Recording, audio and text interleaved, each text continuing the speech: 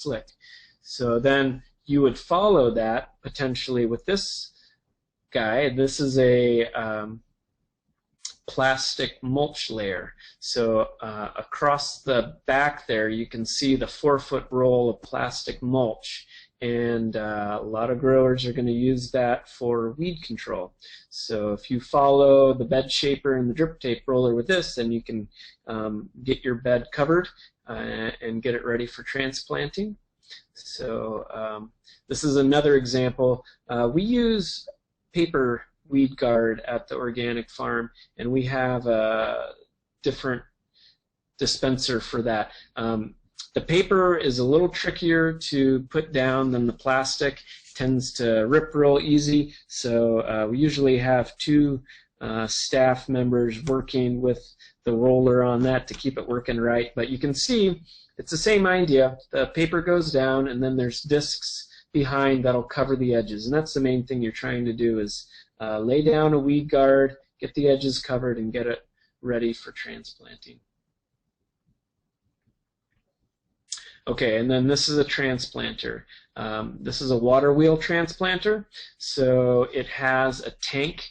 This white tank up high will hold water and whatever fertilizer mix you choose to put in, and then you can see a wheel next to that, and that would actually make the hole for your plant to drop into. And then you have an operator that sits in the back, and this kind of green mesh thing would hold trays of plants, and then you have to have an operator that drops the plants into those holes. So this goes behind a tractor on the 3-point assembly.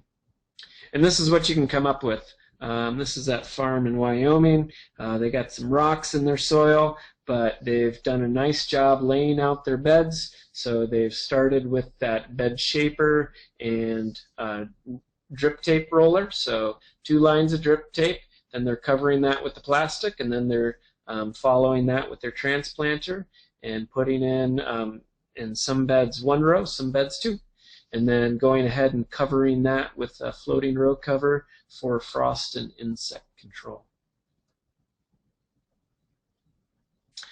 Okay, another handy contraption. I think probably all the growers in this webinar will agree garden carts are one of the handiest tools for a farm. They've got big bicycle wheels. They've got some kind of wooden deck. We use these things all day long for moving boxes of produce around in the field. So we're not running heavy equipment out to just move boxes around. Individuals can move a lot of produce or other materials with these garden carts. They can easily haul hundreds of pounds of whatever you're wanting to move around. So we've got a couple of these on our farm. We've got a small 4-wheeler that has a cart that comes behind it. So there's a variety of carts out there, some that you can hook up to your tractor, 4-wheelers, but these non-mechanized ones are really nice to have a fleet of. Okay, tillage equipment is critical for vegetable growers if you're going to be tilling and prepping your soil for crops. On the small scale, rototillers, walk-behind rototillers are really great. This is a small BCS. It's an Italian-made rototiller, and it is actually built great. It has a PTO, a power takeoff, exactly like a tractor would, so you can put different implements on the back of these type of walk-behind tractors. So this one's set up right now for an 18-inch rototiller, so that's what you're seeing in the back there. This is kind of a smaller end one. Their larger rototillers will have the capability of doing 2 feet, 2.5 feet, so the larger the walk-behind tractor, the larger rototiller you could put on here. In the foreground, you can see a mower there. So that's another implement that we have, a small mower, great for getting just right into beds. These are great to use in side hoop houses where you might have limited space and you need to get in there with a smaller piece of equipment. So most of our hoop houses, the little walk-behind is going to go in.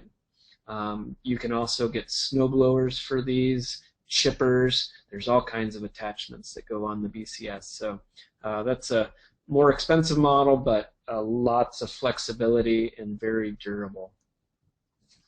So we like to recommend that one. Okay, this is our main field tillage piece of equipment, and this is a spader, another Italian-made device. The Europeans have come up with a lot of great small farm equipment, so we often look to those guys, and the Italians seem to have a knack for engineering these. But this is different from a rototiller. It has paddles that go up and down into the soil and do its work with a digging action. So it is a lot less damaging to the soil. It doesn't create a hard pan. It doesn't pulverize the soil. It can make nice fluffy seed beds for planting into without being as hard on the soil. So we use our spader all the time for bed prep and incorporating cover crops, incorporating residue from previous plantings, and we've had ours for over 6 years now and haven't had any trouble with it. Just keeping it regularly maintained and lubricated is all we've had to do. So these are really well made, more expensive than rototillers. You can find them in a variety of widths. This is a 4-foot model, so that works up for our bed size. And but there's wider models, so depending on your farm size, your tractor size, you can get a variety of these spaders. Here's another shot of it. This is kind of what it looks like when it's in action. So it is 3-point. It is run by the PTO. You can adjust the depth, so you can see the shoe that's holding this spader up off the ground can be adjusted, so you can control your depth of spading, and that's a nice feature for these. We're doing about 8 inches of spading. Seeders. So we're back inside the hoop house here, and this is a seeder that Johnny's came out with a few years ago in Elliott Coleman design, or at least influence, and he does a lot of work with hoop houses and greenhouses and coming up with equipment that's specialized for that. Again, this is an expensive seeder. We really only found that it was worthwhile using in the hoop house, so I think unless you're really doing a lot of hoop house direct seeding, it's maybe not worth the investment. But the thing it does, you can see it's got hoppers in it, so it can seed 6 rows at a time. They're 2.5 inches apart, and you have a lot of flexibility and control on the seed size that goes through those hoppers and the speed at which they're dispensed. So our hoop house beds are 30 inches wide, and so 2 passes with this seeder would then seed 1 bed. So it marks the rows, so it really did work out great inside the hoop house, and it works great for dispensing small seeds like lettuce and Asian greens, so you can really control the amount of seed you're using, and that can reduce expenses for sure. We also use the Earthway seeder, and this is again another push seeder. This is just a single row push seeder, and I think this is still the best bang for your buck. These things are about $100, and you can buy these online. Most garden stores have them. They're really simple to use. They have a variety of seed plates that you can interchange with the seed hopper depending on what kind of seed you're using. The one drawback of these guys is you're only doing 1 row at a time, so you're going to end up doing a lot of walking with these guys. And also on some of the seeds, it doesn't have a lot of control, so you end up burning a lot more seed than you may need to, especially for things like beets and carrot seeds. Beets are really expensive right now, so that's one of the drawbacks with the Earthway, but it does fine inside the hoop house too. I don't think I have a picture of it yet, but we purchased a new seeder a year ago, and it's called a Jang seeder, and it's also offered through Johnny's. It's a Korean push seeder, so it looks a lot like this one, but it has a different mechanism for dispensing the seeds and different rollers depending on seed size. So we found, though, that it's great for having a lot more control on dispensing those small seeds, especially the expensive ones. So I'd recommend taking a look at that Jang seeder if you're interested in another alternative push seeder. Okay, so we're almost to the end of the presentation here. I know the chickens are a fun way to end, but we've integrated chickens into the organic farm a few years ago. I have chickens at home, and I just kind of wanted to show some examples of how you can integrate those into an organic farm. This is actually our plum trees that we're running these chickens in. These are egg layers. We're using electric poultry netting that's powered by a solar charger that just sits on a T-post. I'll show you a picture in a second. And then we've got a little hoop structure for their coop. And that hoop structure's really similar to our hoop houses. It's about a 9-foot by 9-foot footprint. It's got two cattle panels that are bent over that frame and then covered with a tarp. So you've got some shelter for the birds. You can put nesting boxes, waterers, feeders inside that, and you can move that little structure easily by just pulling it. You can hook a four-wheeler up to it and drag it.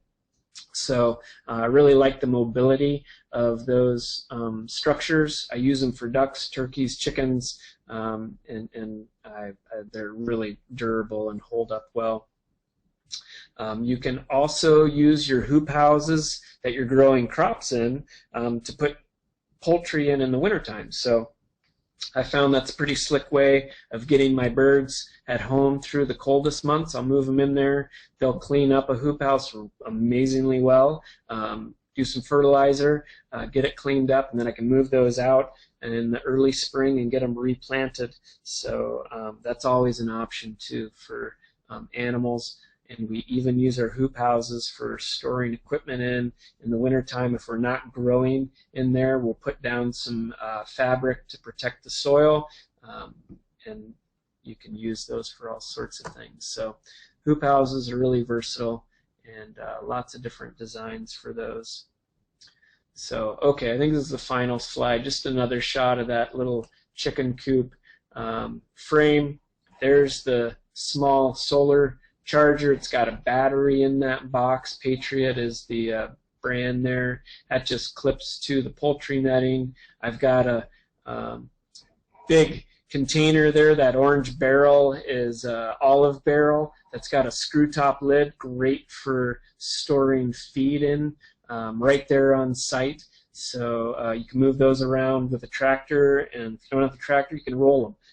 They're pretty easy to move around. They can hold about 200 pounds of feed, so a nice way to set up a little mobile chicken site. So, all right, with that being my final slide, I think we're going to have a little bit of time for questions here before we move on to the next presenter.